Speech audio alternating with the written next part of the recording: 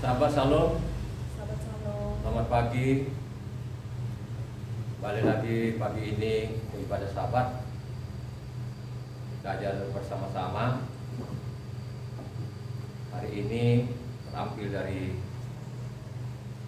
2 Kepa 2 ayat 1 sampai ke 22. Harus kita baca tuntas ini penting sekali. 2 Kepa 2 ayat 1 sampai ke 22. Kali lagi 2 Kepa 2 ayat 1 sampai ke 22. Silakan dibaca. Sebagaimana nabi-nabi palsu dahulu tampil di tengah-tengah umat Elohim, demikian pula di antara kamu akan ada guru-guru palsu. Mereka akan memasukkan pengajaran-pengajaran sesat yang membinasakan. Bahkan mereka akan menyangkal penguasa yang telah menebus mereka, dan dengan jalan demikian segera mendatangkan kebinasaan atas diri mereka. Banyak orang akan mengikuti cara hidup mereka yang dikuasai oleh nafsu, dan karena mereka jalan kebenaran akan dihujat. Dan karena serakahnya guru-guru palsu itu akan berusaha mencari untung dari kamu dengan cerita-cerita isapan jempol mereka. Tetapi untuk perbuatan mereka itu hukuman telah lama tersedia, dan kebinasaan tidak akan tertunda. Sebab jikalau Elohim tidak menyayangkan malaikat-malaikat yang berbuat dosa, tetapi melemparkan mereka ke dalam neraka, dan dengan demikian menyerahkannya ke dalam gua-gua yang gelap untuk menyimpan mereka sampai hari penghakiman.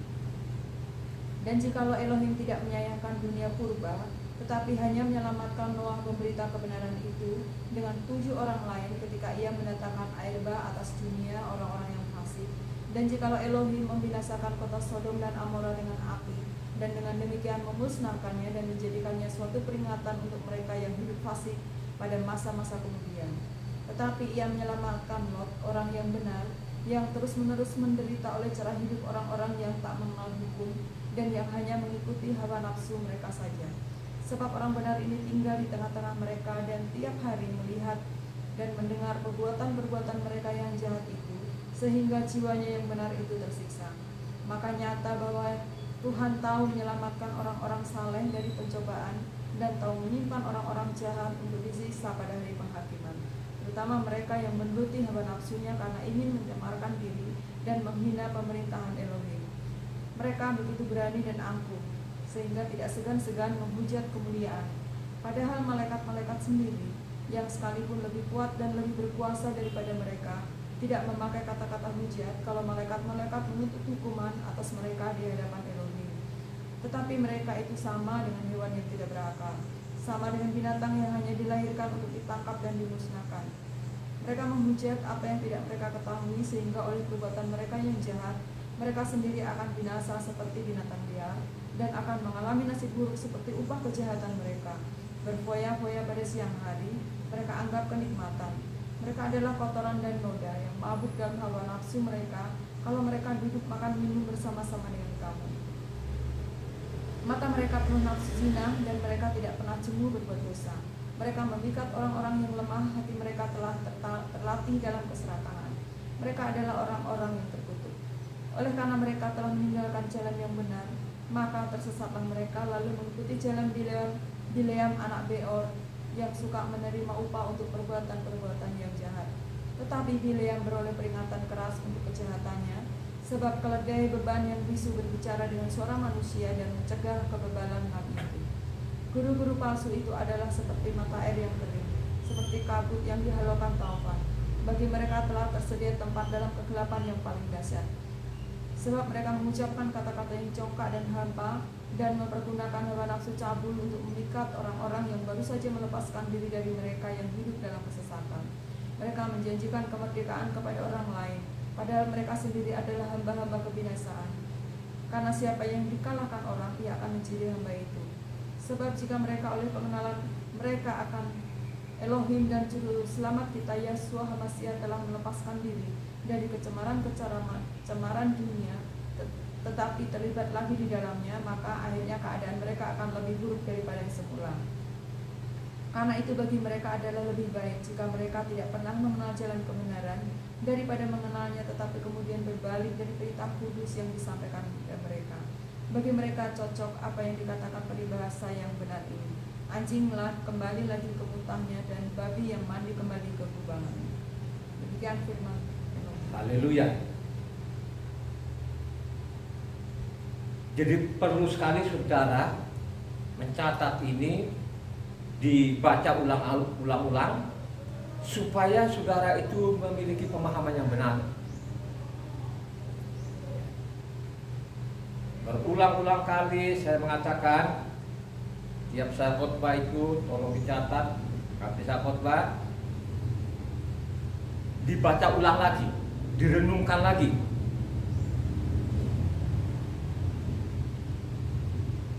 Ini kan bicara ada namanya nabi-nabi palsu dan guru-guru palsu.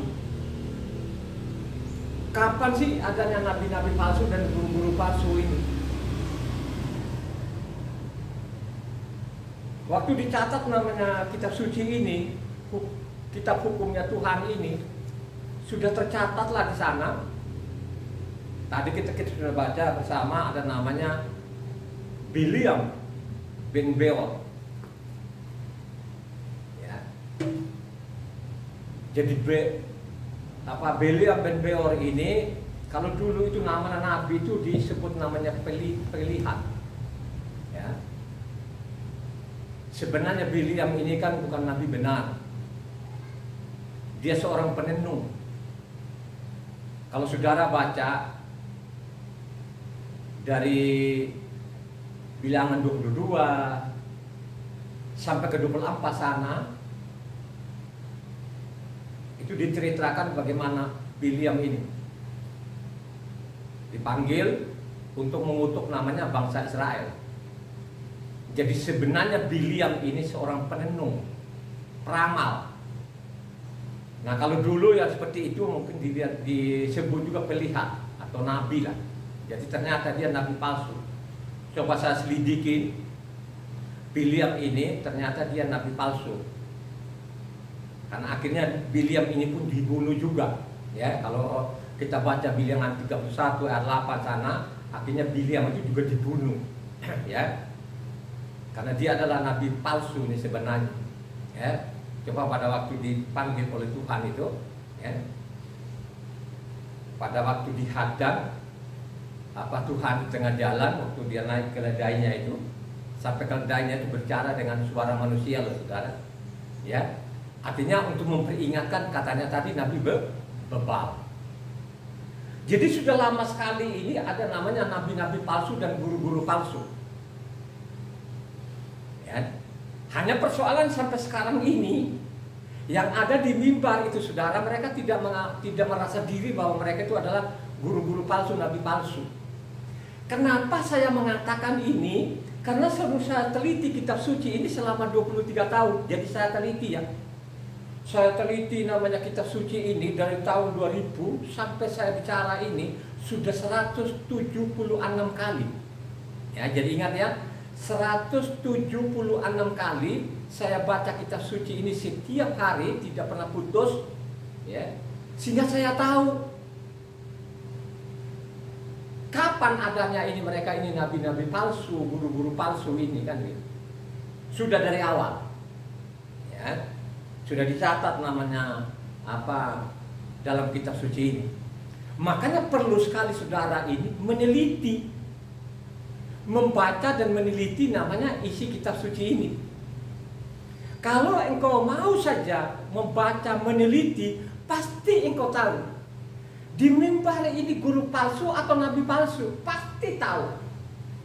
Hanya persoalan sekarang yang ada di kolong langit ini, yang miliaran orang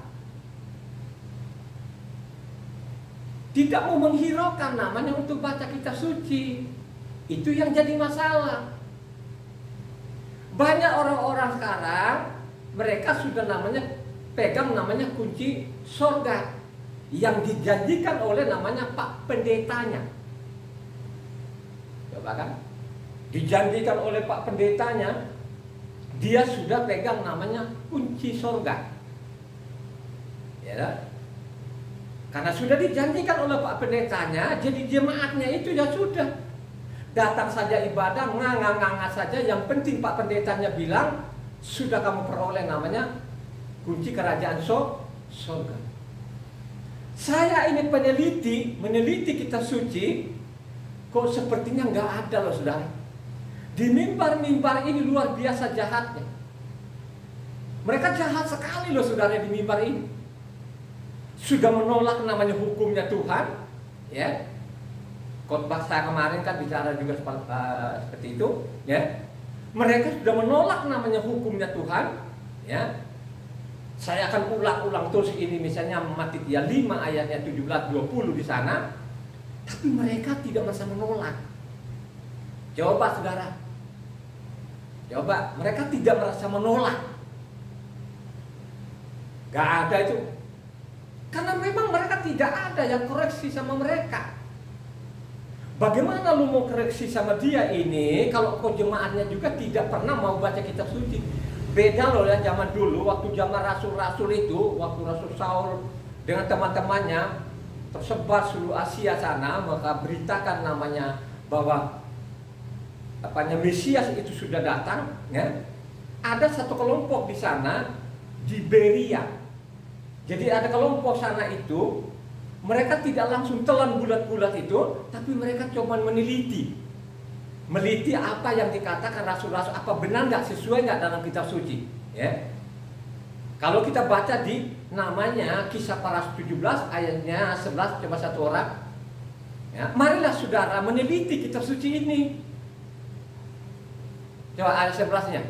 Orang-orang Yahudi di kota itu lebih baik hatinya daripada orang-orang Yahudi di Tesalonika, karena mereka menerima firman itu dengan segala kerelaan hati, dan setiap hari mereka menyelidiki kitab suci untuk mengetahui apakah semuanya itu benar demikian. Coba saudara, setiap hari mereka meneliti. Kalau sekarang kalau ditanya sama mereka ini orang-orang yang bilang, kok susah-susah banget sih katanya baca kitab suci. Ini orang-orang bodoh, jangan diikuti. Tuhan itu tidak memerintahkan kita supaya kita ini, ya, ikut saja apa yang dikatakan dari mimbar. Saya sudah mengatakan, saya sudah 176 kali saya baca kitab suci ini, ya. Saya teliti kitab suci ini. Luar biasa jahatnya. Kenapa saya mengatakan luar biasa jahatnya mereka ini, ya?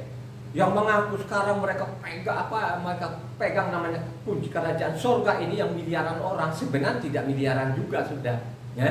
Kita lihat di Eropa sekarang itu, sana itu sudah tidak ada lagi rumah-rumah ibadah, kan sudah dijual, sudah kosong.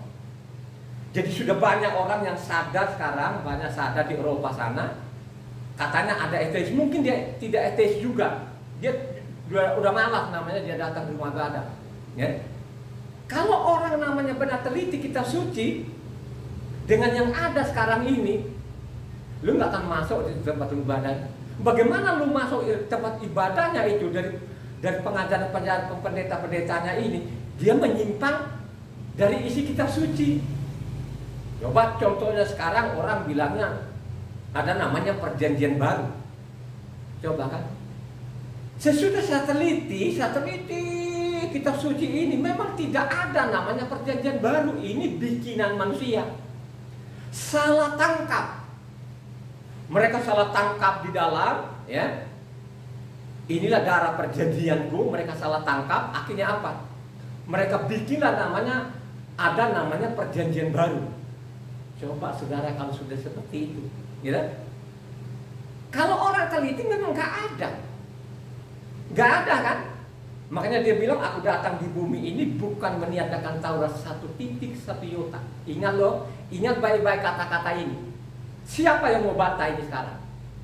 Saya mengatakan sekarang ini tidak ada namanya perjanjian baru. Coba tunjukkan siapa yang berani sekarang.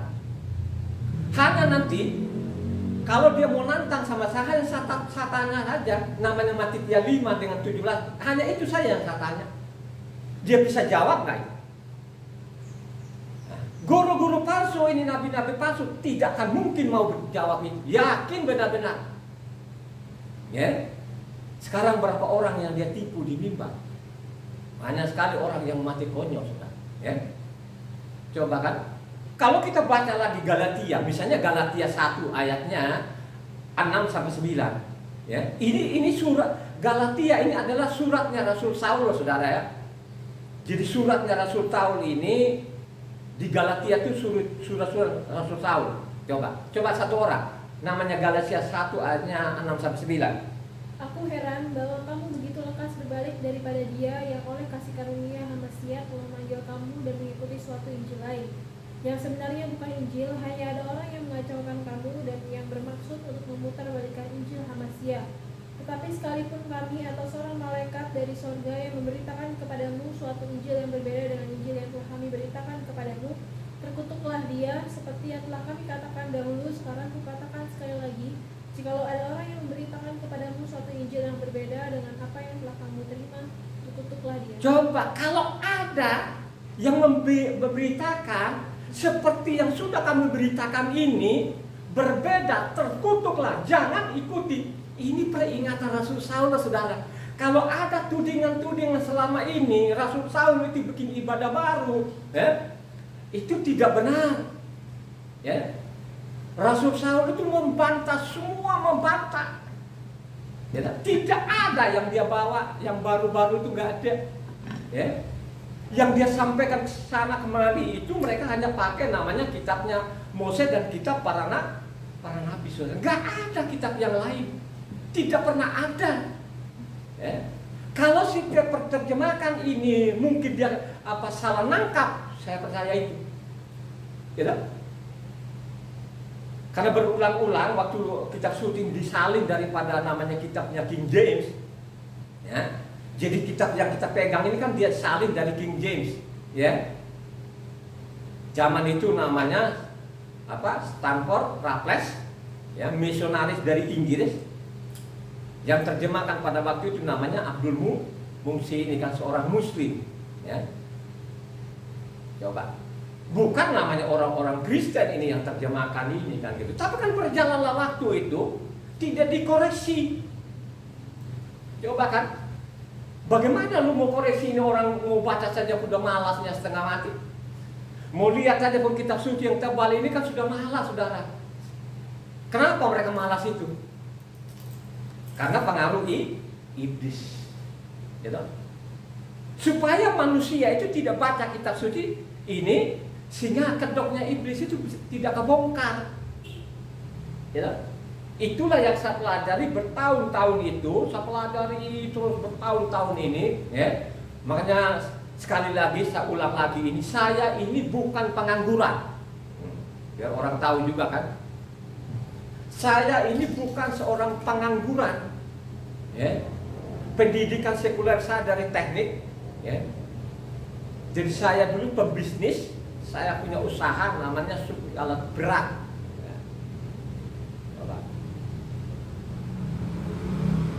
Jadi terus saya baca juga, itu saya kerja sekuler saya kerja, ya. Tapi saya baca juga setiap hari namanya kitab suci ini. Kenapa seperti itu? Supaya saya tahu. Ini yang di mimbar-mimbar ini yang berkoak-koak ini, yang gelarnya berderet-deret ini, sesuai nggak isi kitab suci ini? Ternyata itu tidak sesuai.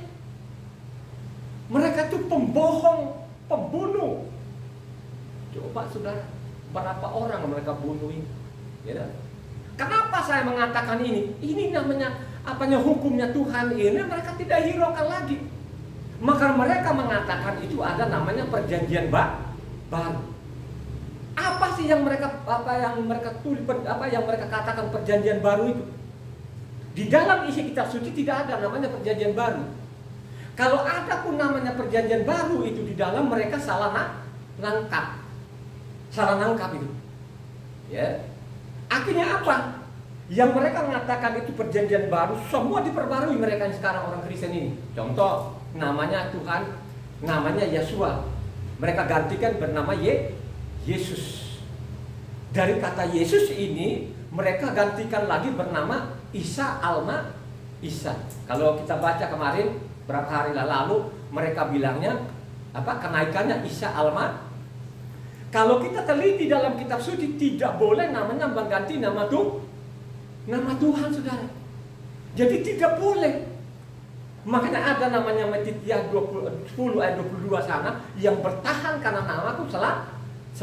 Tidak diizinkan, tidak diperbolehkan untuk mengganti-ganti nama Tuhan. Hanya orang-orang Kristen ini mereka bilang perjanjian baru tadi, Tuhan ini diganti namanya, termasuk namanya, nama-nama orang di dalam isi kitab suci diganti semua. Coba saudara, ini kejahatan yang luar biasa loh saudara. Mau ikutin itu guru-guru palsu, nabi-nabi palsu itu. Coba orang yang sudah mati, ini yang sudah mati deh, gitu. Kemudian hari mereka ganti nama. Coba misalnya sekarang kalau kita ngomong 1 Kepa, 2 Kepa 2, mereka bilang itu sesat.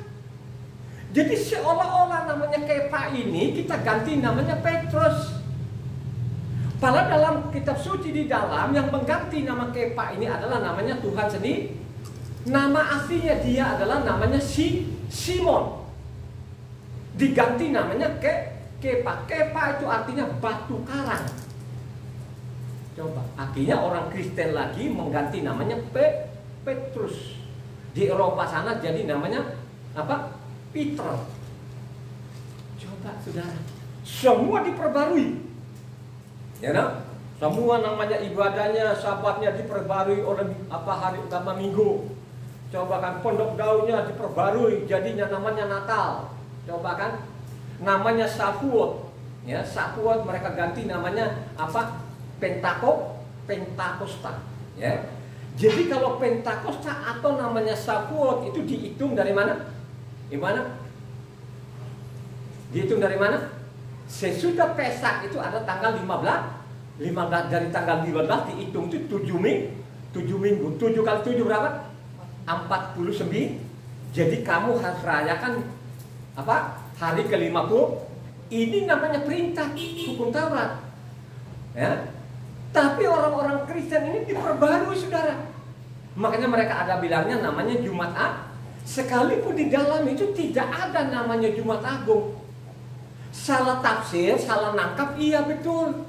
Karena mereka salah nangkap di dalam yang namanya katanya persiapan sabat itu bukan sabat namanya mingguan, tapi yang dimaksud di dalam sabat tahunan. Makanya tanggal 14 itu Nisan itu disebut juga namanya sabat besar. Ini yang disalah tangkap. Inilah yang dibawa-bawa oleh nabi palsu, nabi guru-guru palsu tadi ini menggiring orang-orang masuk jurang saudara. Jadi saudara harus teliti, ya, harus teliti saudara. Jadi sudah dari awal itu sudah ada namanya nabi-nabi palsu dan guru-guru palsu saudara, ya. Kalau kita baca lagi, kalau kita baca penyesatan ini sudah dari zaman siapa? Dari siapa penyesatan ini? Dari raja siapa? Raja siapa? Raja Yerobeam.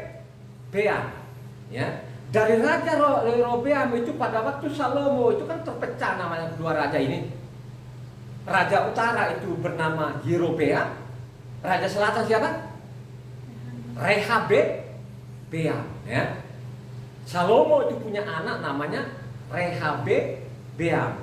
Itu di selatan Yerusalem.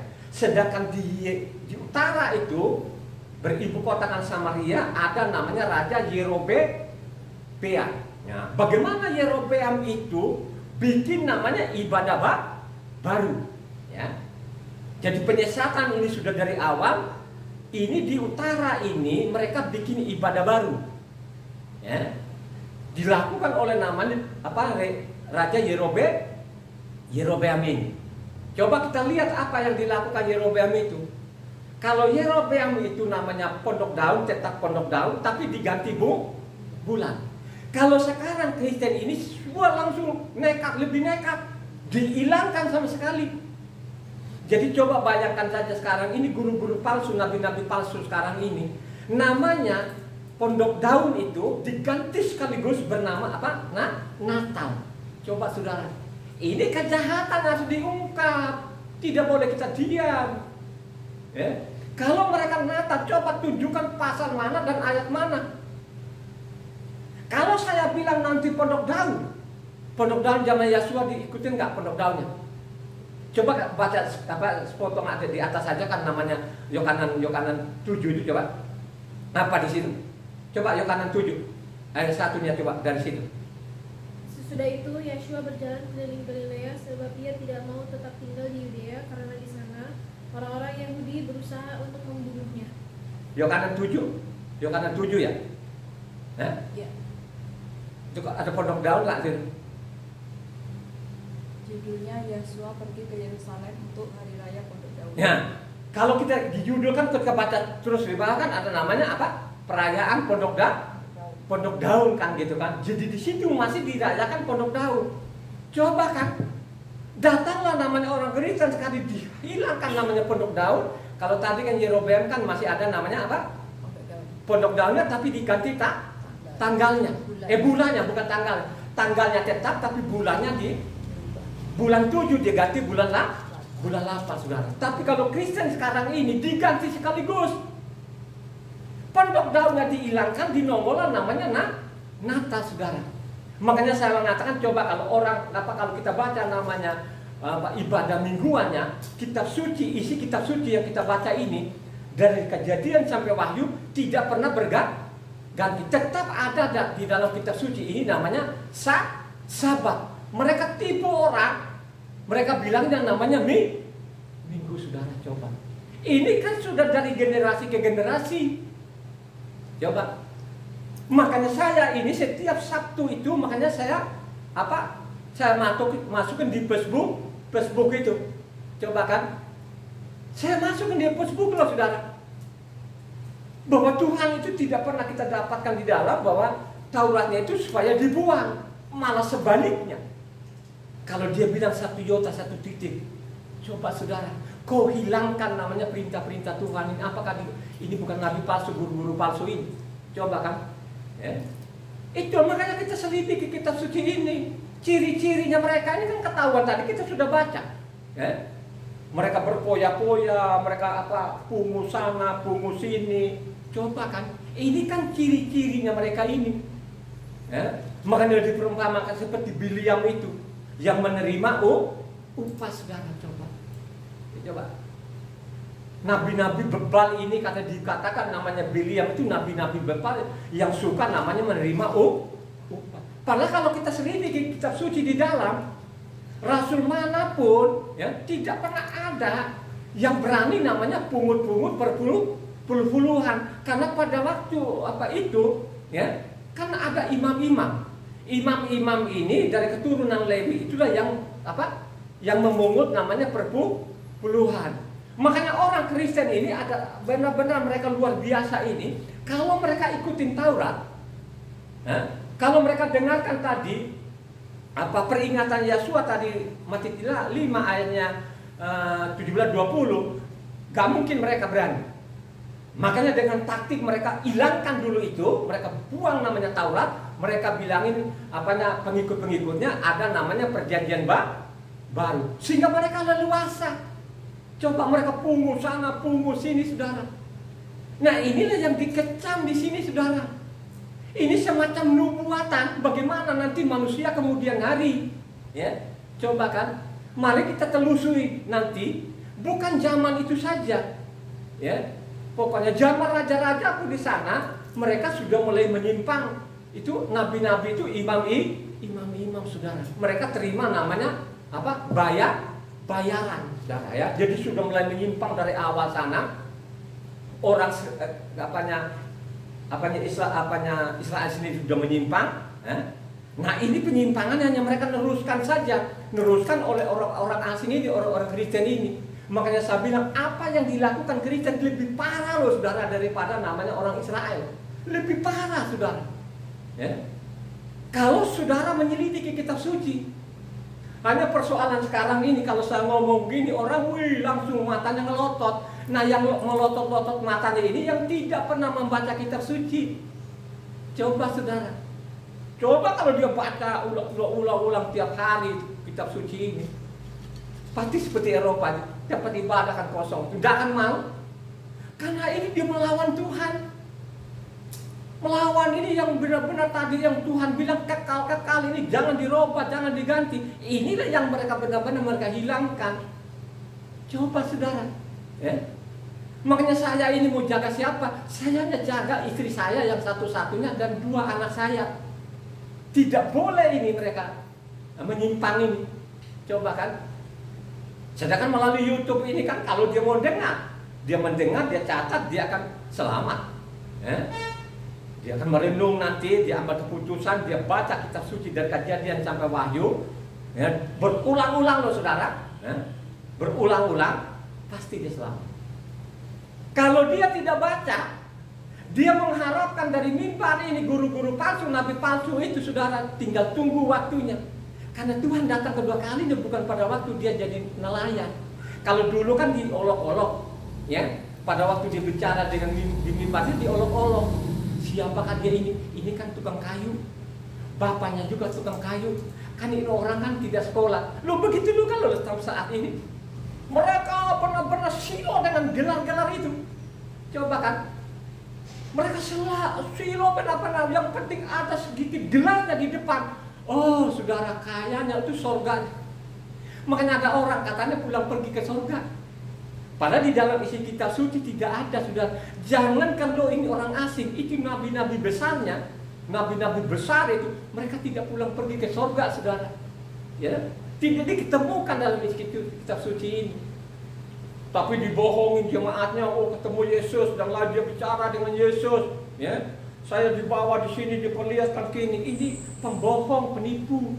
Tidak ada dalam kitab suci seperti itu. Ya. Makanya kalau kau baca namanya, Lukas 16 di sana, bagaimana orang kaya dengan orang miskin ini, pada waktu kedua-duanya mati, dia bilang orang kaya, Bapak Abraham, tolong hidupkan lagi Eliasar itu supaya peringatkan ada keluargaku yang masih hidup.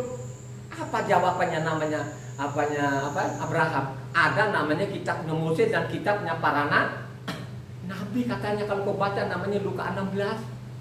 Coba saudara, dia bilang ada, tinggal baca itu. Yang menyelamatkan itu kalau engkau pahami namanya kitabnya Mose dan kitab para nabi. Kalau engkau mengakui bahwa Yahweh lah yang jadi manusia, pasti engkau selamat. Kan gitulah isi kitab suci ini. Coba kan, kalau di luar sana dia nggak peduli. Coba kan, nggak peduli saudara. Coba kan.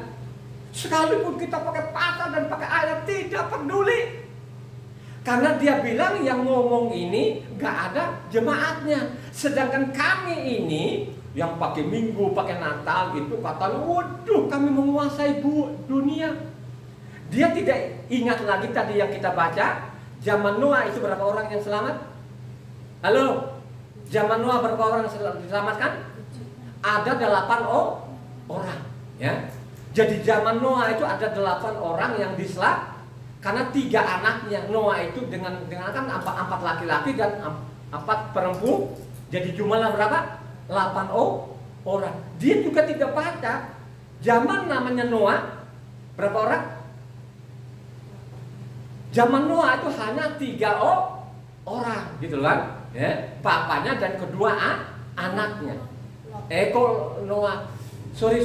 Zaman Lot, maaf ya, zaman Lot itu ada 3 orang saudara, ya, bapak dengan kedua anaknya. Jadi namanya orang Moab dengan orang Amon itu dari anaknya namanya apa?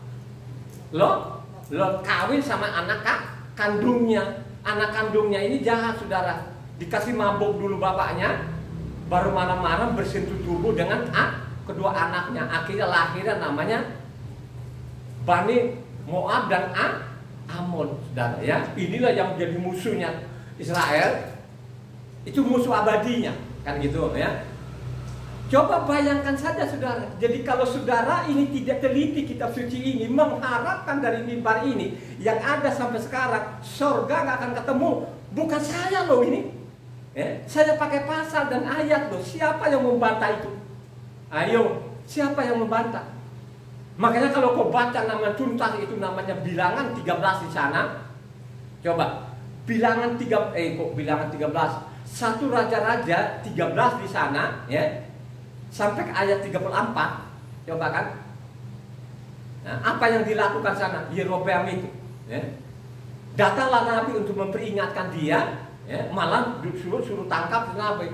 Terus nabi ini juga pun diperingatkan kepada Tuhan, jangan engkau makan roti di kota ini, jangan kembali jalan yang tadi yang kau lalui, pulang saja, jangan sampai makan roti di sini.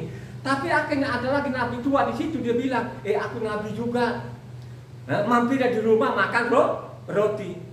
Akhirnya tadi dia tidak perhatikan lagi perintahnya Tuhan tadi, dia kembali makan roti di kota ini. Akhirnya apa? Ya, akhirnya nabi tadi mati kan? Matikan apa? Diterkam mata saudara. Jadi perkataannya Tuhan itu dia tidak akan menarik. Ingat baik-baik, sekalipun namanya nabi. Makanya tadi kan Galatia 1 ayat 6-9, sekalipun itu malah malaikat. Beda yang kami sampaikan, terkutuk lain. Banyak orang terkutuk nggak sekarang? Ya, banyak sekali orang yang terkutuk. Kok kita bisa tahu terkutuk? Coba banyak orang mati karena penyakit, ya. Dia belum umur 70 tahun matikan penyakit, stroke, ya. Banyak orang kena bencana malapetaka. Jadi tubuh kita ini sekian persen itu sudah rusak. Kenapa rusak itu? Karena kena kutuk saudara. Ini peringatan namanya Rasul Saul. Berbeda yang kami beritakan, tolaklah itu. Sekalipun itu malaikat loh karenanya. Sekalipun itu malaikat, apalagi namanya bangsa asing yang sudah menyimpang. Terus kau ikuti karena gelarnya. Coba saudara, karena gelarnya. Coba deh namanya Ibu Ana dengan Evan sama Ina ini. Ini Ibu Ana dengan Evan sama Ina dengan gelarnya nggak tanggung-tanggung loh mereka ini, ya. Coba kan?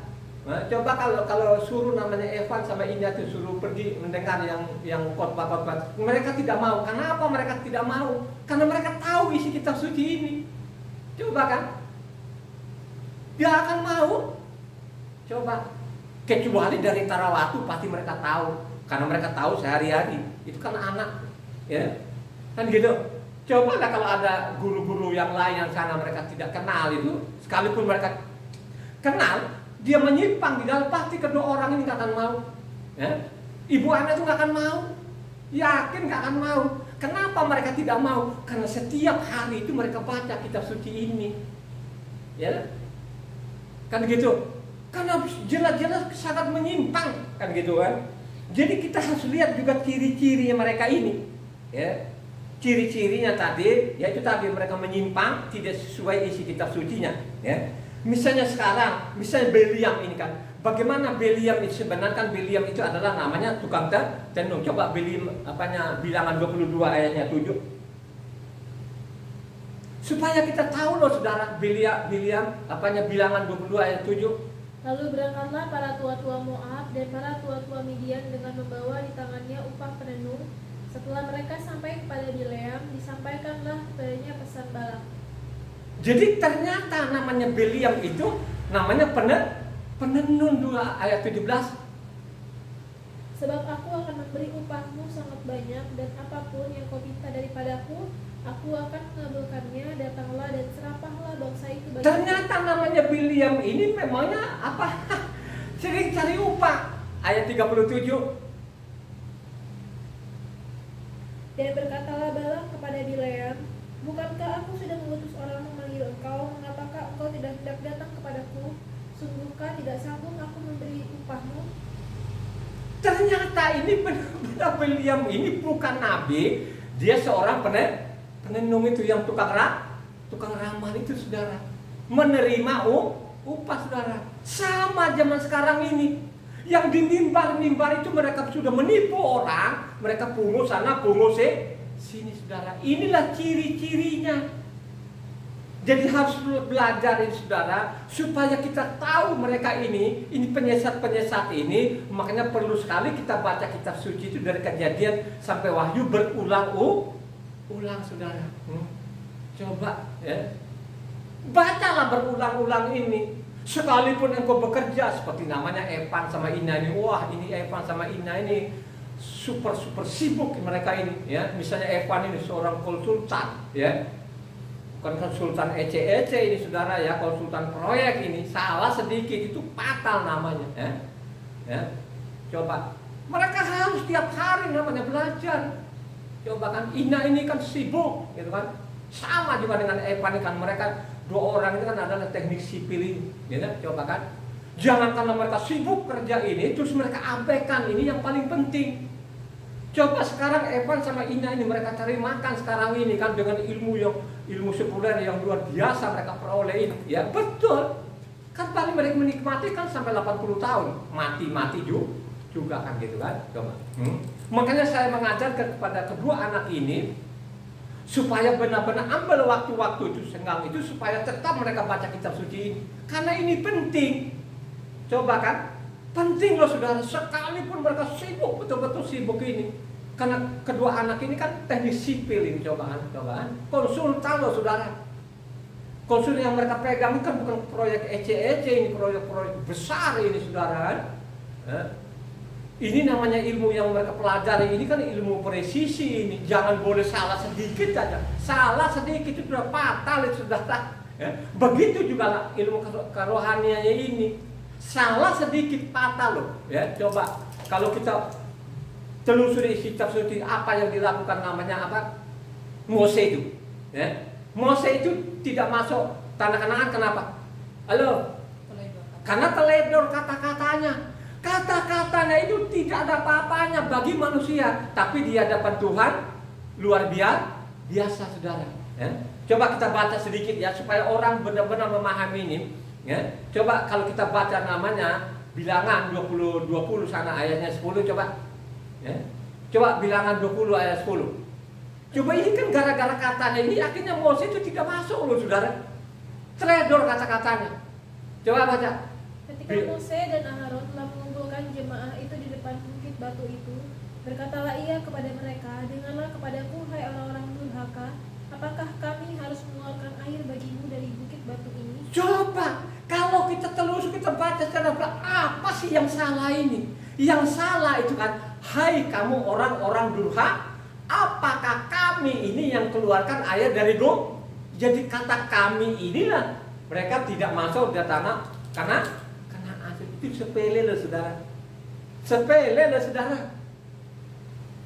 Bagi manusia itu sepele, tapi bagi Tuhan itu tidak sepele saudara. Seperti tadi kan namanya apa 1 Raja-Raja 13 tadi kan pergi ke sana peringatkan Biliam, jangan engkau makan roti di kota itu, ya pulang cari jalan lain. Akhirnya apa? Dia tidak mendengar firman Tuhan. Akhirnya apa? Matilah orang itu saudara. Ya. Jadi itulah yang ada sampai saat ini. Di mimbar-mimbar itu bukan mereka menaburkan namanya keselamatan, tapi itu racun maut. Bukan mereka sebarkan dari mimbar itu namanya apa madu, tapi racun saudara. Mereka menyimpang dari isi kitab suci ini. Ya. Kenapa saya mengatakan itu? Karena saya baca kitab suci ini setiap hari saudara. Coba dari Kejadian sampai Wahyu. Ada orang nggak yang baca 14 hari bisa nggak? Ya, saya yakin nggak mampu. Ya. Kenapa saya bilang dia nggak mampu? Pasti masalah matanya. Waktu dia duduk nggak kuat, yakin itu, sehingga nggak mampu, kan gitu kan? Kalau saya mampu, kenapa saya mampu? Karena ada dorongan rohku, ada dorongan Tuhan, ada kuasa Tuhan yang mampukan sehingga saya baca kitab suci ini dari Kejadian sampai Wahyu itu 14 hari. Pernah namanya 13 hari. Pernah saya baca 13 hari dari Kejadian sampai Wahyu saudara. Ya. Jadi ingat baik-baik ya. Saya baca kitab suci 176 kali. Ya. Coba tahun ini hampir-hampir itu 15 hari, 14 hari, 15 hari, 14 hari gitu saya baca. Coba bandingkan kalian ini yang dari lahirnya sampai matinya gak pernah namanya habis kitab suci. Coba bayangkan saja kalau seperti itu. Mau surga itu nggak mungkin masuk surga seperti itu. Karena saya teliti kitab suci, masuk surga itu ada apa? Syarat? Ada syaratnya gimana? Masuk kerajaan surga itu ada syaratnya. Tidak semudah yang didengung-dengungkan dari mimbar. Ada syaratnya saudara. Ya.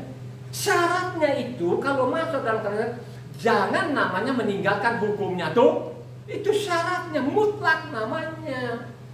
Makanya peringatkan manusia pada waktu dia jadi manusia, Yahweh di dunia, maka aku datang di bumi bukan meniadakan satu titik satu iota. Ya, mendingkan langit dan bumi daripada meniadakan satu titik satu iota. Tegas nggak gitu? Ya, sangat tegas loh di situ. Tapi orang-orang sekarang itu mengabaikan, saudara. Mereka tidak peduli lagi kata-kata Tuhan. Tadi itu mereka lihat namanya dokternya, profesornya. Karena yang di mimbar ini profesor. Kalau dia di mimbar itu dokter dan profesor, dia berkata benar, kenapa tidak, saudara? Ya. Makanya saya bilang kedua anak saya juga punya titel mereka. Ya. Coba sekolahnya bukan sekolah ece-ece mereka ini. Titelnya mereka itu sarjana teknik. Ya. Coba kan? Ya. Mereka memperoleh sarjana teknik itu kan bukan nganga-nganga, saudara, mereka pelajari. Makanya dari kecil mereka itu doktrin mereka supaya mereka benar-benar ini mempelajari namanya ilmu kerohaniannya ini. Lu memperoleh namanya ilmu sekuler, tapi lu tidak punya namanya ilmu kerohaniannya ini, sampai mawon. Mati-mati juga. Paling-paling lu nikmati, lu banting tulang banting kan paling tidak 80 tahun lu mati juga, lu tidak akan bawa juga kekayaan lu masuk dalam kuburan. Kan orang lain nanti menikmati. Tapi kalau kau pelajari kitab suci ini, kau teliti kitab suci ini dengan baik, maka dia akan menjamin hidup yang kekal. Amin kan? Ya? Itu janjinya Tuhan. Ya? Jangan karena dia di mimbar sana, dia mimbar, kalau dia berderet-deret namanya titel, terus itu telan bulat-bulat. Ya. Coba kalau dia berkata benar, ya, dia jujur, kenapa tidak? Tapi persoalan sekarang di mimbar itu tidak ada. Hanya mimbar ini kan mengeluarkan racun, nguras harta orang lagi, mungus sana, mungus sini. Coba namanya hukumnya Tuhan, misalnya sahabatnya lu buang, coba kodok daun lu buang. Tapi kalau perpuluhannya, coba ini kan pembohong-pembohong ini, perpuluhannya lu sikat. Pungus sana, pungus sini. Coba kan pada waktu saya pulang di Sumba sana ada caranya mereka di tempat ada gerejanya dia. Saya lihatin, kok itu amplopnya banyak betul? Iya katanya. Amplopnya ini, amplop ini, amplop. Coba dibebankan orang-orang seperti itu coba. Terus kita ini kan katanya itu amplopnya tulis nama itu katanya. Coba, bukan namanya amplop kosong. Jadi nama-nama itu ditulis di amplopnya itu, coba. Jadi kalau orang mau kasih 5.000, 10.000 malu, saudara. Coba. Ya. Ini perbuatan mereka ini, nabi-nabi palsu, guru-guru palsu ini, saudara. Ya. Paling dalam isi kitab suci di dalam kita tidak ketemukan. Karena memang orang-orang asing. Jangan kalau orang asing ini, ya, ke-11 suku pun itu orang Israel tidak boleh namanya pungut. Yang mungut itu adalah turunan karena dari imam-imam itulah yang namanya pungut perpuluhan. Nah, pungut perpuluhan ini ada gunanya. Bukan dia telan sendiri namanya imam-imam ini, bukan. Jadi perpuluhannya ini ada gunanya. Gunanya apa? Itu ada janda-janda, ada namanya yatim, orang-orang miskin, kan gitu. Ya, itu dibagikan. Makanya firman Tuhan bilang bawalah perpuluhanmu supaya ada makan dalam rumah. Makan dalam rumah itu apa maksudnya? Supaya kelompokmu ini orang Israel itu tidak miskin. Kalau ada orang miskin itu kan dari perpuluhan tadi dikasih makan orang ini dikasih.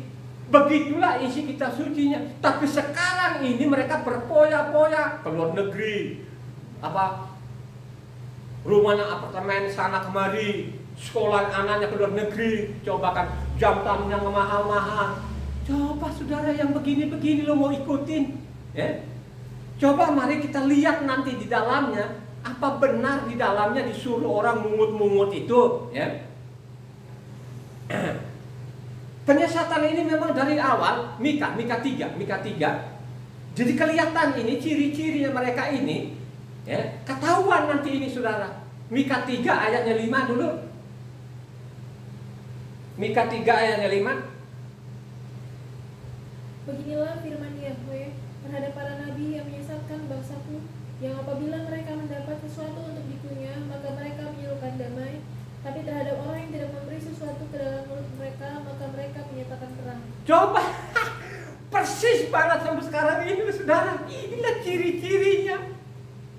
Kalau ada namanya sekarang kasih uang, woi kamu diberkati Tuhan dan lain sebagainya, haleluya, haleluya kan katanya kan. Coba kan, mereka pungut sana pungut sini. Ini yang terjadi sampai saat seperti itu loh, saudara. Ya. Tapi kalau tidak ada yang yang memberikan sama mereka, bilangnya kok. Coba saudara, ini ciri-cirinya guru palsu, nabi palsu, saudara, harus dibongkar ini, saudara. Kalau engkau berkata benar, kau pungut itu masih mendingan. Kau tidak berkata benar lagi, kau pungut sana, pungut sini, itu yang salah. Coba kan, itulah ciri-cirinya mereka ini. Kalau dia bilang namanya apa? Kalau ada yang dikunyah, mereka bilang apa? Luar biasa loh, saudara. Ayat 9, Mika 3 ayat 9. Baiklah, dengarkan ini, hai para kepala kaum Yakub dan para pemimpin kaum Israel, hai kamu yang muang terhadap keadilan dan yang membengkokkan segala yang lurus. Coba kan, membengkok-bengkokkan namanya tadi yang sudah lurus dibengkok-bengkokkan tadi itu ayat 11. Para kepalanya memutuskan hukum karena suap dan para imamnya memberi pengajaran karena bayaran.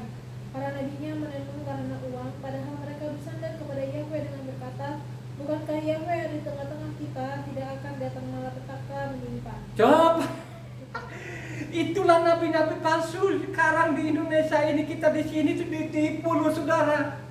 Hartamu dikuras, terus mereka tidak berkata benar. Coba ditipu. Coba kalau ada yang melawan sama saya, ketemu langsung bawa kitab yang sama, saudara. Kalau kau nanti tidak bisa jawab, mau adu ilmu apa? Mau adu ilmu sekuleria saladeni, ilmu kerohanian saladeni juga. Misalnya adu fisik juga mau saladeni juga, saudara. Kalau nggak bisa nanti kau jawab ya, saudara. Hati-hati loh, saudara ya. Coba ini jelas loh, saudara, bukan saya loh. Ini saya teliti. Oh, ternyata ini palsu-palsu loh. Sekarang di mana-mana. Sekarang banyak sekali kan aliran-aliran sekarang ini kan. Kristen itu banyak sekali. Kenapa mereka begitu tuh? Mereka cari apa? Cari kebenaran atau cari uang? Mereka berebutan namanya jemaat, saudara. Kalau sudah mereka ada sedikit jemaatnya, mereka keluar. Mereka pisah. Mereka bikin namanya sinode sendiri, bukan untuk mereka nyampaikan kebenaran, tapi mereka kuras namanya kantong orang, saudara. Coba, sudah kantong orang sudah dikuras, mati lagi, mati loh, saudara. Coba, siapa saja yang meninggalkan sahabatnya, saudara, itu bukan perkara kecil.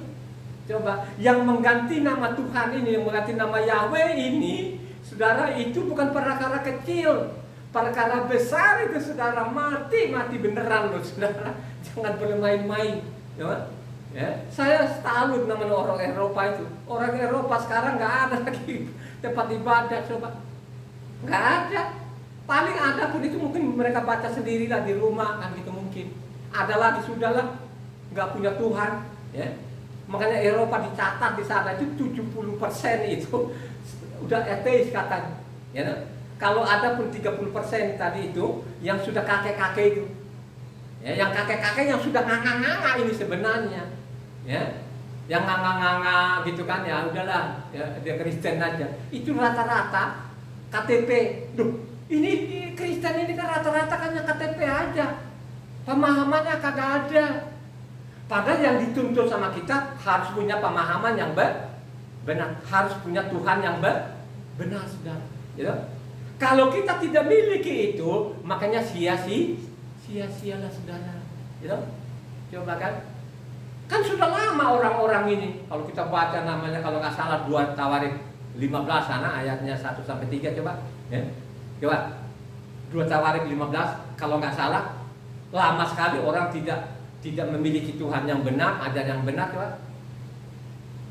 1-3. Azaria bin Oded dihinggapi roh Tuhan. Ia pergi menemui Asa dan berkata kepadanya, dengarlah kepadaku Asa dan seluruh Yahuda dan Benyamin. Yahweh berserta dengan kamu bila mana kamu berserta dengan dia, bila mana kamu mencarinya, ia berkenan ditemui olehmu. Tetapi bila mana kamu meninggalkannya, kamu akan ditinggalkannya. Lama sekali Israel tanpa Tuhan yang benar, tanpa ajaran daripada iman. Coba lama sekali tidak memiliki Tuhan yang benar dan ajaran yang baik. Inilah yang sampai saat ini kita tidak ketemu lagi. Penyimpangan demi penyimpangan, pembohongan demi pembohongan. Iya. Siapa yang mau berbantah sekarang saya mau seperti? Ada yang berani bantah nggak? Ya? Hanya saya tanya nanti. Hanya satu saja yang saya tanya, nggak banyak-banyak. Baca dulu Matitia 5 ayatnya 20 sampai apa? 17 sampai 20. Betul. Ya. Baca juga namanya Luka 16. Kan itu saja. Ya kan? Tanya itu saja, dia bisa jawab nggak? Ya. Yakin dia tidak akan menjawab itu sudah. Ya. Kalau dia kata benar, dia kembalikan yang benar, pasti dia menjawab. Tapi kalau dia tetap yang dia lakukan ini, yang sampai saat yang juta miliaran orang, dia tidak akan menjawab ini. Kenapa dia tidak menjawab? Hukum-hukumnya Tuhan tidak ada lagi. Lo namanya hari-hari ibadah itu hukum lo Tuhan. Ya? Sudah ditetapkan oleh Tuhan. Itu namanya hari-hari ibadah itu sudah ditetapkan nggak Tuhan? Sudah ditetapkan Tuhan itu. Makanya ada pasalnya sendiri gitu loh. Kalau kita baca namanya Imamat 23 di sana, ya. Yang 40 ayat itu khusus namanya hari-hari ibadah. Sudah ditentukan Tuhan, sudah ditetapkan oleh Tuhan, tidak boleh namanya diganti. Coba seenak perutnya orang-orang sekarang bertentangan dengan isi kita. Coba bayangkan penipu ini. Dia bilang sabat tapi mereka bilangnya apa? Apa Mi? Ini penipu nggak? Pembohong nggak? Coba. Makanya kan ayat 2 tadi kalau kita baca ini Kepa tadi, ya.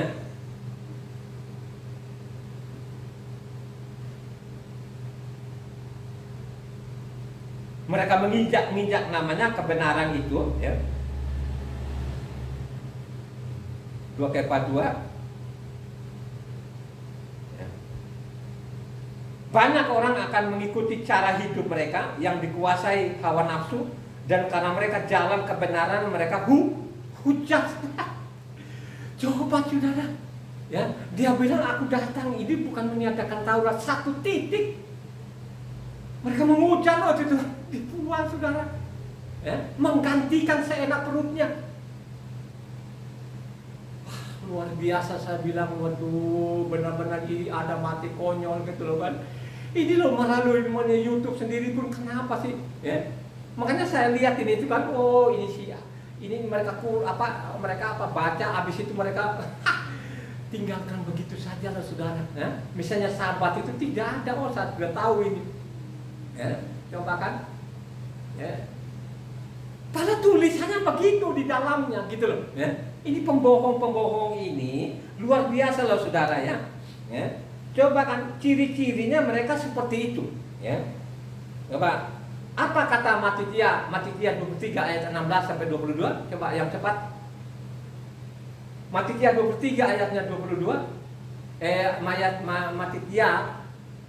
Ini Matitia ini nama aslinya loh saudara, dari lahir ibunya Matitia namanya, yang digantikan oleh namanya Kristen ini, termasuk guru-guru palsu ini segala macam, mengganti nama orang Matius. Kalau di Eropa sana kan Matthew. Coba ini nama-nama orang jahat sekali ini saudara, jahat betul-betul mereka ini ganti nama-nama orang saudara, ya. Matitia 23 ayatnya 16-22. Celakalah kamu, hai pemimpin-pemimpin buta yang berkata, bersumpah demi bait suci, sumpah itu tidak sah, tetapi bersumpah demi emas bait suci, sumpah itu mengikat.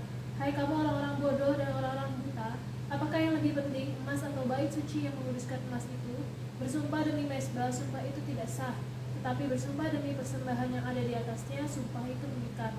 Hai kamu orang-orang buta, apakah yang lebih penting, persembahan atau mezbah yang menguduskan persembahan itu? Karena itu, barang siapa bersumpah demi mezbah, ia bersumpah demi mezbah dan juga demi segala sesuatu yang terletak di atasnya. Dan barang siapa bersumpah demi bait suci, ia bersumpah demi bait suci dan juga demi dia yang diam di situ. Dan barang siapa bersumpah demi sorga, ia bersumpah demi tahta Tuhan dan juga demi dia yang bersemayam di atasnya. Coba. Kalau sekarang orang Kristen perpuluhan bilang, waduh, mereka ngancam-ngancam orang, jangan namanya mencuri punyanya Tuhan. Mereka itu perampok. Lu tidak berkata benar. Coba kan, lu Tauratnya Tuhan, hukumnya Tuhan, kau buang. Coba kan, bukankah namanya Sabat itu hari yang diberkati? Coba kan, mengenai setiap hari Sabat itu Tuhan untuk memberkati. Terus lu hilangkan ini bagaimana sih? Terus lu anggap sepele. Apakah ini berkata benar? Apakah ini guru-guru benar? Apakah ini nabi-nabi benar? Ini nabi-nabi palsu ya saudara yang sampai saat ini. Ya? Coba. Paling-paling tidak sekarang didoktrin namanya pengikut-pengikutnya sekarang. Itu kan waktu dulu itu. Sekarang itu tidak ada namanya guru-guru palsu, nama nabi-nabi palsu. Ini kan semacam nubuatan. Bahwa kemudian hari itu bukan makin baik ini manusianya, makin parah. Ya? Makanya di Hosea sana, Hosea 4 ayat 6 sana, makin bertambah banyaklah mereka ini, makin jahat mereka ini. Gitu? Makin bertambah banyak mereka, makin jahat mereka ini. Coba kan. Begitulah nubuatan itu. Makin bertambahlah manusia ini, bukan makin baik kepada Tuhan, tapi makin jahat. Kenapa saya bilang makin jahat? Karena mereka meninggalkan hukumnya Tuhan ini. Mereka namanya bikin ibadah baru. Sebenarnya tidak ada yang baru, saudara ya. Jadi kelihatan tadi ciri-cirinya mereka itu tadi. Kalau di atas meja bilangnya sah, tapi kalau hukumnya Tuhan suruh buang. Itulah yang ada sampai saat ini. Itulah orang-orang Kristen ini. Ya, mereka mau nolak itu fakta namanya. Ya, mari kita lihat kisah para rasul. Pada zaman itu tidak ada orang mungus sana mungus ini, tidak pernah ada. Yang benar itu mendingan orang memberi. Coba satu orang baca namanya Kisah para 20 ayatnya 33 sampai 35 yang keras. Perak atau emas atau pakaian tidak pernah aku ingini dari siapapun juga. Kamu sendiri tahu bahwa dengan tanganku sendiri aku telah bekerja untuk memenuhi keperluanku dan keperluan kawan-kawan seperjalananku. Dalam segala sesuatu telah kuberikan contoh kepada kamu bahwa dengan bekerja demikian kita harus membantu orang-orang yang lemah dan harus mengikat perkataan Tuhan Yeshua, sebab Ia sendiri telah mengatakan adalah lebih berbahagia memberi daripada menerima. Coba kan, tidak pernah aku ambil peraknya orang, emasnya orang. Aku tidak pernah mungus sana, mungus ini. Mendingan saya yang memberi daripada menerima. Ini sangat jelas nggak tuh? Ya. Roma 15 ayat 27-28 sangat jelas juga di situ. Ini loh, ini rasul-rasul tidak ada dulu mungus sana, mungus nggak ada. Karena mereka tahu itu bukan tugas mereka. Dan Tuhan juga tidak diperbolehkan itu mereka mungut-mungut seperti itu. Karena sudah ada imam-imam ini. Ya. Itu sudah peraturan Tuhan, tidak boleh dirubah itu. Gitu loh, Coba namanya Roma 15 ayatnya 27-28. Keputusan itu memang telah mereka ambil, tetapi itu adalah kewajiban mereka. Sebab jika bangsa-bangsa lain telah beroleh bagian dalam harta rohani orang Yahudi, maka wajiblah juga bangsa-bangsa lain itu melayani orang Yahudi dengan harta duniawi mereka.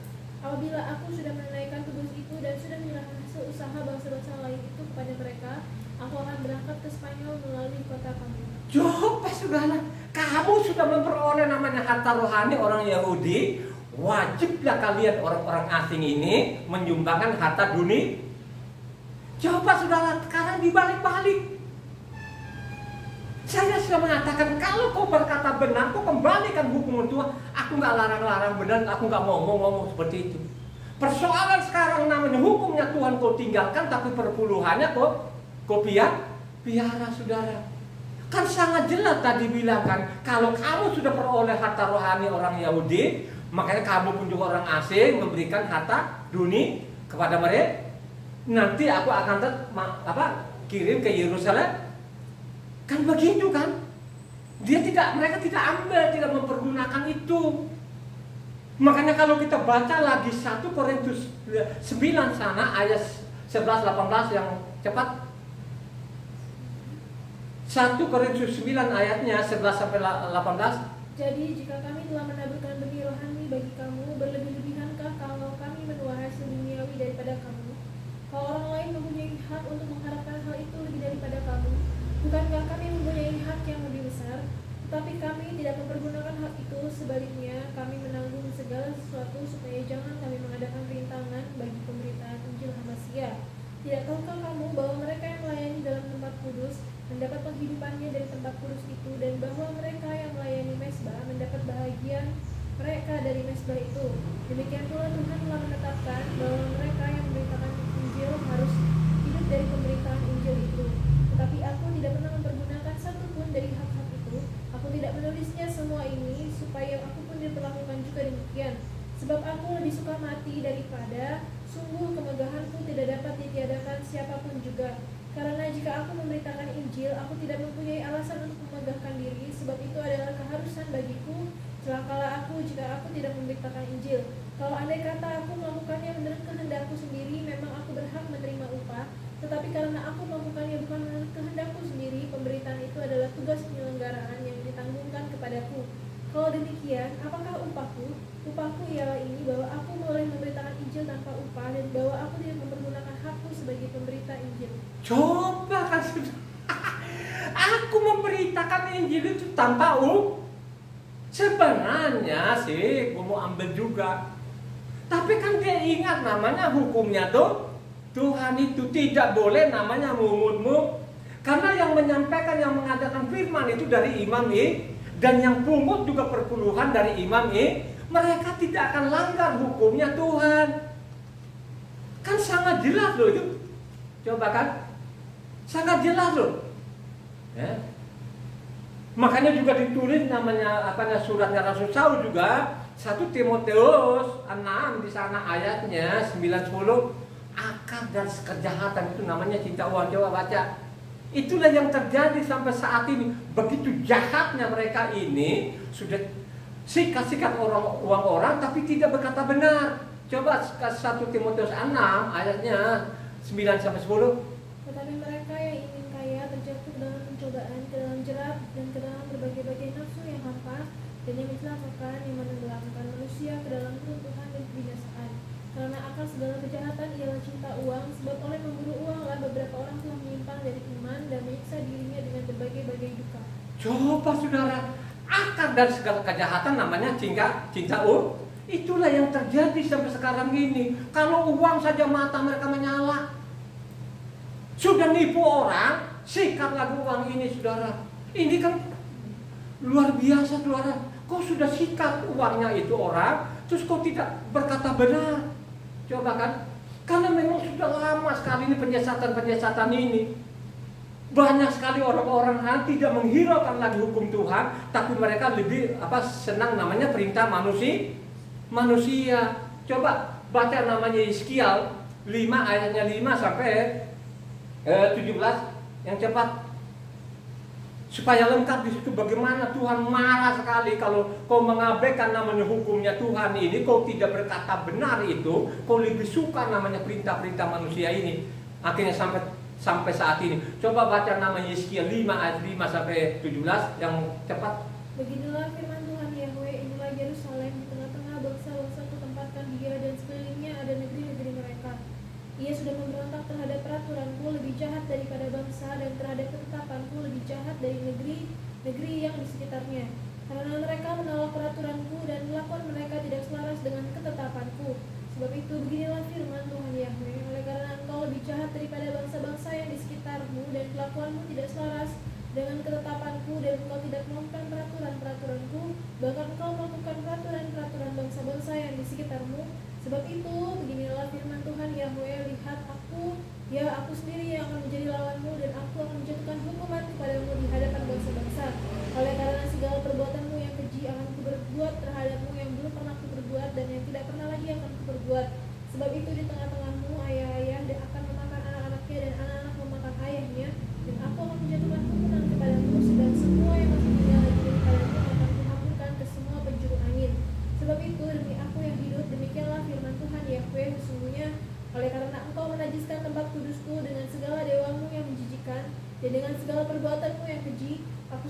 akan meruntuhkan engkau, aku tidak akan merasa sayang dan tidak akan kenal belas kasihan. Sepertiga daripadamu akan mati kena sampar dan mati kelaparan di tengah-tengahmu, sepertiga akan tewas dimakan pedang di sekitarmu, dan sepertiga lagi akan kuhamburkan ke semua mata angin dan aku akan menghunus pedang dari belakang mereka. Aku akan melampiaskan murkaku kepada mereka sehingga hatiku yang panas tenang kembali dan aku merasa puas, dan mereka akan mengetahui bahwa akulah Yahweh yang mengatakannya di dalam cemburuku. Tatkala aku melampiaskan amarahku kepada mereka, aku akan membuat engkau menjadi reruntuhan dan membuat celaan di antara bangsa-bangsa yang di sekitarmu di hadapan semua orang yang lintas daripadamu. Engkau akan menjadi buah celaan dan cercaan, menjadi peringatan dan suatu kengerian bagi bangsa-bangsa yang di sekitarmu, tatkala aku menjatuhkan hukuman kepadamu di dalam kemurkaan dan kemarahan, dan di dalam pengajaran-pengajaran kemarahan.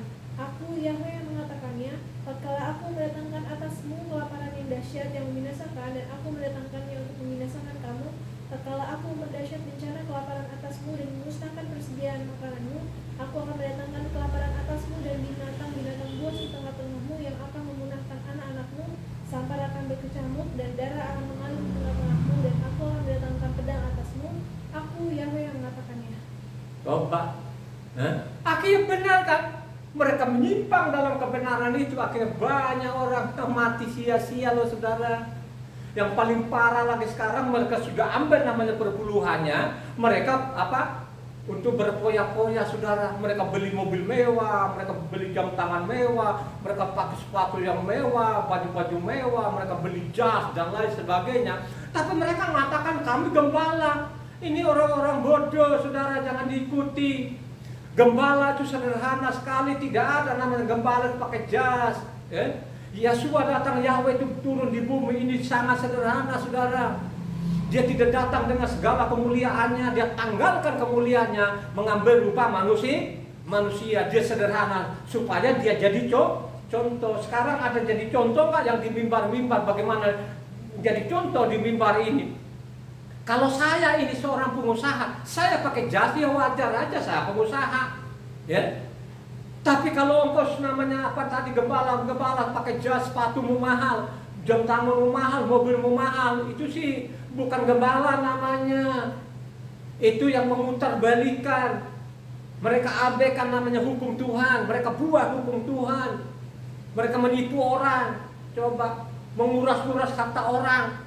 Karena ini kan namanya penyesatan memang sudah lama sekali. Coba sekarang, contoh-contoh sekarang, hukum Tuhan yang mereka buat.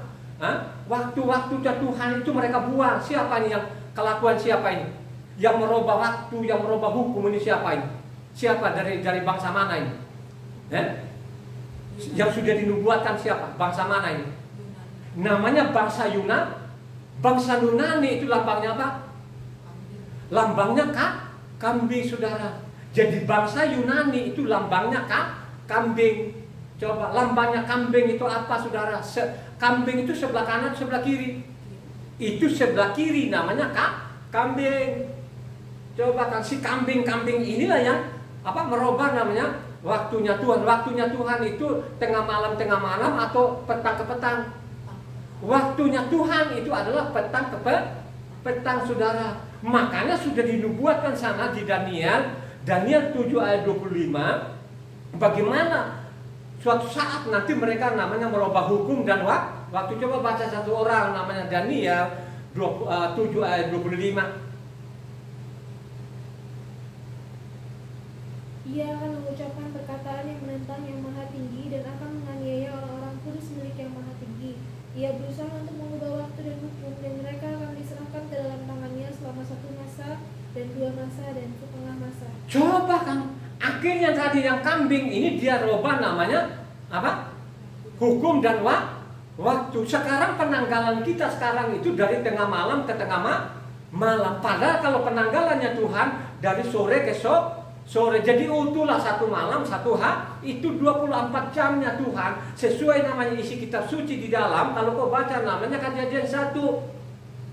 Jadilah petang, jadilah pagi. Petang itu mewakili malam, pagi itu mewakili siang. Itulah 24 jamnya Tuhan. Berjalanlah waktu ini. Si kambing ini merubah waktu, jadinya tengah malam. Sekarang juga kambing ini merubah juga hukum. Kenapa saya bilang itu? Ketemu di mana sih kata kambing ini? Di mana? Tulisan di mana itu ada kata kambing dengan domba? Lalu batas selanjutnya namanya Daniel 8 ayat 20-21, coba yang keras supaya dengar itu yang mana kambing, yang mana domba. Domba jantan yang kau lihat itu dengan kedua tanduknya ialah raja-raja orang Media dan Persia, dan kambing jantan yang berbulu kesat itu ialah raja negeri Yunani, dan tanduk besar yang di antara kedua matanya itu ialah raja yang pertama. Coba kan, Persia dengan Media itu adalah namanya domba, sedangkan kambing itu namanya Yunani. Kenapa dikatakan namanya Persia itu namanya domba itu? Kenapa dikasih domba sama dia? Kenapa nggak kambing? Karena mereka percaya kepada siapa? Nebukadnezar itu akhir hidupnya percaya Tuhan nggak? Nebukadnezar itu akhir hidupnya dia percaya kepada Tuhan. Padahal Nebukadnezar itu jahat loh, dia yang menghancurkan namanya bait suci. Tapi akhir hidupnya dia benar, dia percaya namanya pencipta alam semesta yang disembah Abraham, Ishak dan yang raja siapa lagi di Media Persia ini yang percaya kepada Tuhan? Darius itu buah raja benar. Selain Darius siapa lagi? Ada namanya Raja Kores. Kores lah sekarang yang membangun namanya Yerusalem kedua, saudara. Kores itu luar biasa lah, saudara. Suruhlah orang-orang Israel pulang dari sana, bangun kembali Yerusalem kedua. Habis Kores siapa lagi raja yang benar sana itu Persia? Namanya Artasasta. Ya. Zaman namanya Bupati Nehemi itu terakhir sudah surat-surat ini. Ya. Coba dari situlah kelihatan ini kejahatan Israel itu sampai zamannya Yosua Hamasya, saudara, kejahatannya mereka ini jahat lagi. Sesudah pulang tadi sudah bangun Yerusalem, bikin ulah lagi, jahat lagi. Ketahuan mereka jahat ini dari mana? Kalau engkau baca Nehemia 13 sana, mulai lagi jahat. Dari nama Nehemia 13 itu sampai Yosua itu kurang lebih 600 tahun. Makin jahat, makanya ada namanya kitabnya mereka namanya Talmud.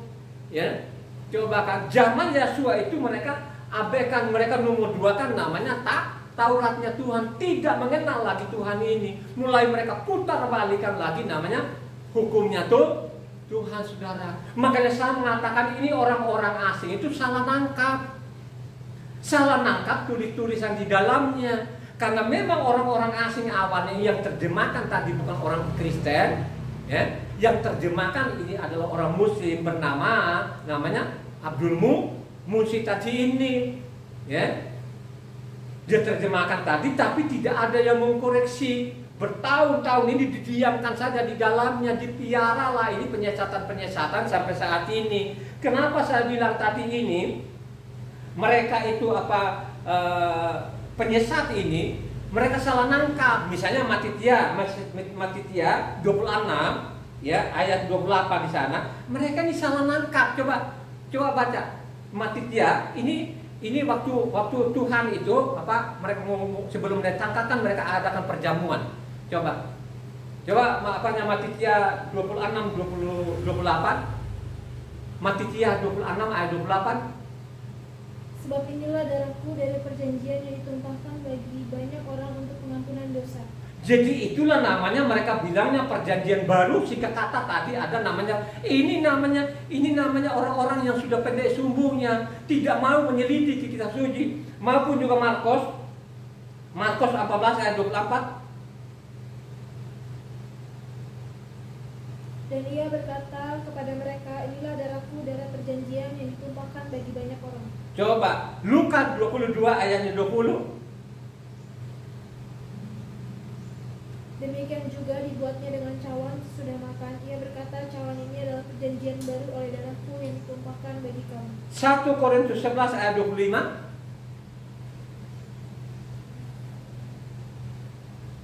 Demikian juga ia mengambil cawan sesudah makan lalu berkata, cawan ini adalah perjanjian baru yang dimeteraikan oleh darahku. Perbuatlah ini setiap kali kamu meminumnya menjadi peringatan akan aku.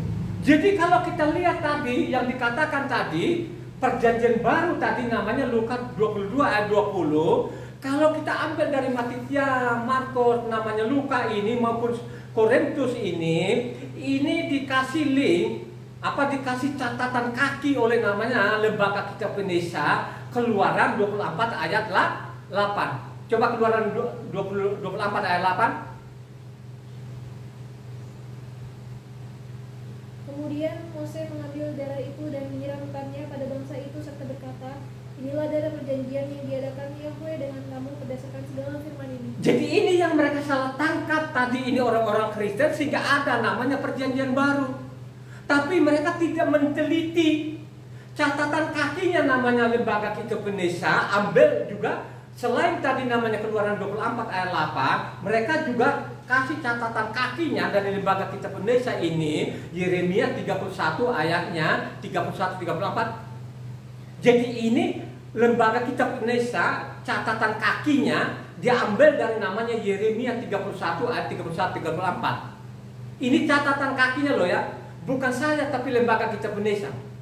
Sesungguhnya akan datang waktunya, demikian firman Yahweh, aku akan mengadakan perjanjian baru dengan kaum Israel dan kaum Yehuda, bukan seperti perjanjian yang telah kuadakan dengan nenek moyang mereka pada waktu aku memegang tangan mereka untuk membawa mereka keluar dari tangan Misraim. Perjanjianku itu telah mereka ingkari meskipun aku menjadi Tuhan yang berkuasa atas mereka, demikianlah firman Yahweh.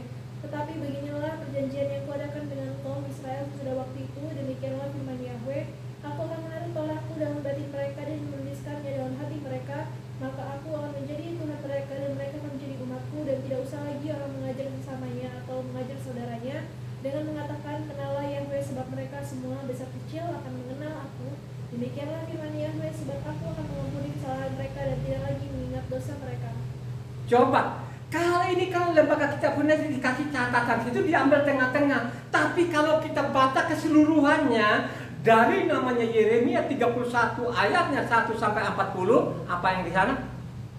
Nanti Yerusalem ketiga dibangun lagi, itulah namanya perjanjian baru.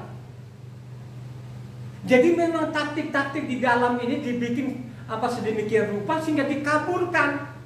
Lembaga Kitab Indonesia sudah benar, tapi diambil tadi ayat 31-34. Kalau kita baca keseluruhannya namanya Yeremia 31 tadi dari 1 sampai ke 40 ayat tinggalnya. 40 ayat saudara. Makanya terakhir sana akan dibangun, nanti tidak akan dirobohkan lah. Itu namanya kekal, itu namanya perjanjian baru dengan bangsa Israel saudara. Itu yang dimaksud ini, yang ditulis tadi tiga orang ini yang disalah tangkap oleh namanya orang-orang Kristen ini, sehingga mereka bilang ada perjanjian baru dengan perjanjian lama. Ini namanya omong kosong. Ini namanya guru-guru palsu, nabi-nabi palsu yang sembarangan saja mengajari orang yang tidak benar. Gitu loh saudara. Kalau saya tahu semua. Kenapa saya tahu? Karena setiap hari saya baca.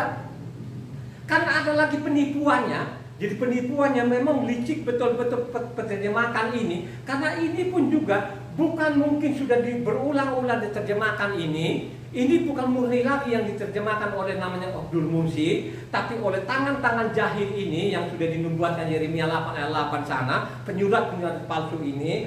Begitu rupa kalam ini, mereka pelintir, mereka belok-belok. Kemarin kan khotbah kemarin kan yang lalu kan membelok putar-putar balikan di dalamnya. Contoh yang kita lihat sekarang ini, misalnya kalau kita baca 1 Yohanes 1 ayatnya 7 dan 8, ini kelihatan loh saudara. 7 ayat 8. Coba 1 Yohanes 1 2 Yohanes 1 1 Yohanes 2 ayatnya 7 dan 8. 1 Yohanes 2 ayatnya 7 dan 8. Saudara-saudara yang kekasih, bukan perintah baru yang kutuliskan kepada kamu, melainkan perintah lama yang telah ada padamu dari mulanya. Perintah lama itu ialah firman yang telah kamu dengar, namun perintah baru juga yang kutuliskan kepada kamu telah ternyata benar di dalam Dia dan di dalam kamu, sebab kegelapan sedang lenyap dan terang yang benar telah bercahaya. Ini jangan saudara. Ini kalau kamu tidak teliti, makanya kamu mengakui bahwa ada namanya perjanjian baru, sudah ada namanya perjanjian lama dengan perjanjian baru saudara. Coba kan saudara, ya. Kalau kamu baca, nanti di catatan kakinya bukan catatan kakinya kepada Taurat, tapi catatan kaki kepada suratnya juga Yohanan. Itu kalau kau baca tadi yang ayat 7 tadi itu. Ayat 7 dia bilang perintah lama yang sudah ada. Yang sebenarnya yang sudah ada itu adalah namanya kitab Taurat dan kitab para nabi, saudara. Ya? Ini kelihatan sekali penipu-penipu ini. Gitu? Kalau engkau tidak menyelidiki kitab suci ini, sia-sia lo kau hidup. Saya kasih tahu, ya. Sia-sialah. Ini kelihatan sekali, saudara. Ya. Saya ini bukan asal ngomong. Siapa yang mau bantah sekarang tadi? Saya bilang tadi, mereka salah nangkap. Ya. Bukan saya loh yang catatan kaki. Ini lembaga kitab Indonesia yang kasih catatan kaki. Yang dimaksud perjanjian baru itu bukan perjanjian baru pada waktu Yasua ada atau sesudahnya Yasua itu, ya, ada rasul-rasulnya. Mereka bilang ada perjanjian, tidak pernah ada. Itu kalau mereka salah nangkap, iya, mengajarkan orang sehingga sekarang bilang ada namanya perjanjian lama dengan perjanjian baru. Ya. Jadi perjanjian lama itu dianggap namanya usang dibuang. Ya, coba kan? Dengan taktik-taktiknya mereka ini, iblis ini luar biasa jahatnya. Makanya saya bilang kalau kita baca namanya Iprim atau Ibrani, saya ikutin saja ada yang tulisan di dalam. Ibrani namanya 8 sana ayat 13, dia bilang itu yang lama sudah usang, sudah sampai ke musnahan. Ini adalah namanya ayat-ayat misterius supaya melegalkan namanya, ada namanya perjanjian lama dengan perjanjian baru, ya. Jadi mari engkau renungkan lagi tadi apa yang kau catat tadi ini supaya engkau tidak ditipu oleh apa? Nabi-nabi palsu dan guru-guru palsu. Marilah engkau tekun baca kitab suci ini. Karena yang menyelamatkan engkau itu kalau engkau punya pemahamannya isi kitab suci yang benar, karena sudah lama sekali ini tidak memperoleh namanya Tuhan yang benar dan ajaran yang benar. Tadi kan sudah dibaca namanya apa? 2 Tawarik 15 ayatnya 1 sampai ke 3. Amin ya. Mari. Haleluya.